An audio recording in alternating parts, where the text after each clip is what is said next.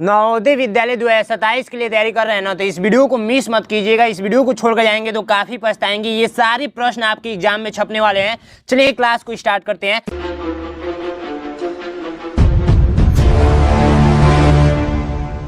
सबसे पहला प्रश्न कह रहा है कि प्रथम 10 अभाज्य संख्याओं के गुणनफल में इकाई के स्थान पर अंक क्या है, यानी कि इकाई के स्थान पर अंक क्या आएगा। जैसे मान लीजिए कि 5 गुणे यदि हम लोग 6 करें तो 5 6 के 30 होता है। अब मैं पूछूं कि इसमें का इकाई अंक बता दीजिए, तो इकाई अंक ये होता है, ठीक है। और दहाई अंक क्या होता है, ये होता है। यानी कि 5315 यदि लिखा जाए तो मैं पूछूं कि इकाई अंक क्या है, तो इकाई इसको बोलेंगे, दहाई इसको बोलेंगे, सैकड़ा इसको बोलेंगे, हजारवें स्थान पर ये है, ठीक है। ऐसे पता है ना आपको, तो इसीलिए बोला जा रहा है कि गुणा करके इकाई अंक बता दीजिए। तो देखिए, सबसे पहली बात आपको अभाज्य संख्या पता होना चाहिए, यानी कि प्राइम नंबर पता होना चाहिए। प्राइम नंबर किसको बोलते हैं, ये मैं बहुत सारे क्लास में पढ़ा रखा हूँ। वे सारी संख्याएं जो एक और स्वयं से कटती हैं उसे हम लोग क्या बोलते हैं, अभाज्य संख्या बोलते हैं, यानी कि प्राइम नंबर बोलते हैं। जैसे एग्जाम्पल के रूप में हो जाएगा 2 3 5 7 11 13, ऐसे करते करते ये अनंत तक जाता है, ठीक है।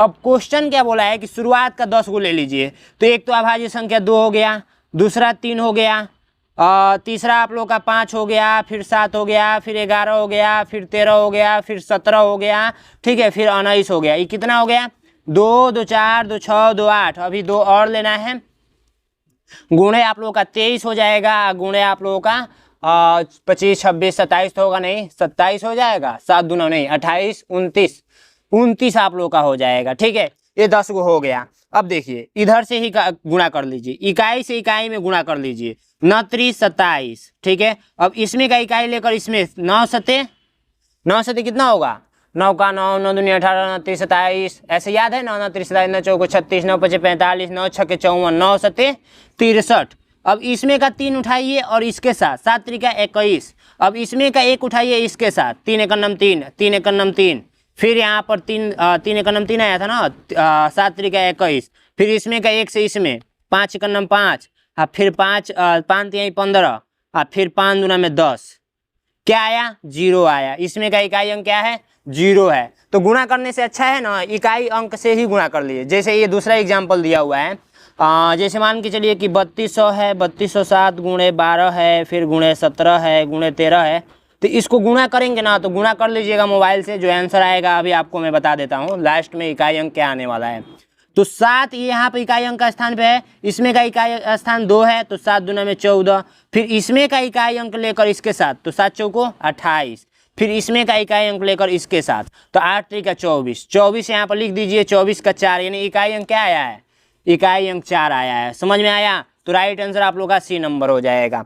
नेक्स्ट प्रश्न कह रहा है कि स्टार के किस मान के लिए ये इतना से पूर्णतः विभाजित है। तो देखिए सबसे पहली बात 5 6, और जो ये स्टार बनाया गया है ना, यहाँ पर पूछा जा रहा है क्या रख दिया जाए कि ये 9 से विभाजित हो जाए। तो 9 से विभाज्यता का नियम कहता है, 9 से विभाज्यता का नियम कहता है कि अंकों का योग, ये टोटल जो अंक है ना, अंकों का योग 9 से विभाज्य होना चाहिए। तो इनका जोड़ लीजिए, 6 5 11, 11 और ये 9 1 10, 11 और 10 कितना हो गया, 21, और 21 और 8 29। अब प्लस कर दीजिए, स्टार के जगह पे ये कोष्टक बना दीजिए। अब 9 के पहाड़े में 29 आता है, नहीं आता है। तो 9 का 9 9 दूनी 18 9 3 27, 9 चौको 36। तो देखिए 27 तो कम है, अब 36 यदि यहाँ पर होता, दोनों को मिलाकर यदि 36 होता तो ये 9 से भाग लग जाता।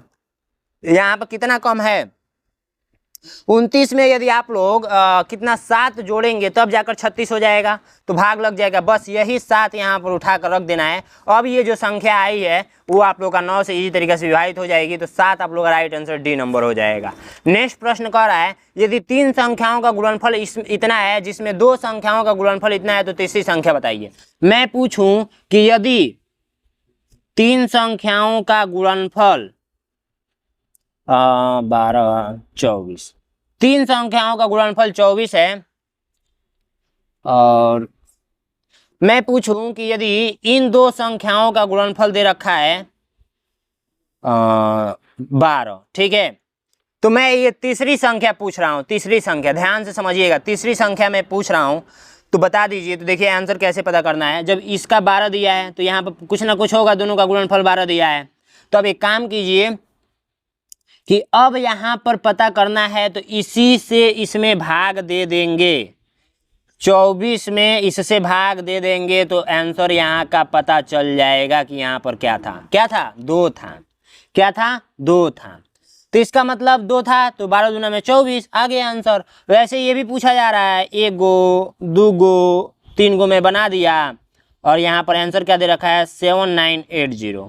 अब इन दो का गुणनफल दे रखा है, इन दो का गुणनफल दे रखा है 228। अब बताइए यहाँ का पता करना है तो इससे इसमें भाग दे दीजिए, यहाँ का पता चल जाएगा। तो आंसर मुझे कमेंट बॉक्स में आप लोग बताइएगा।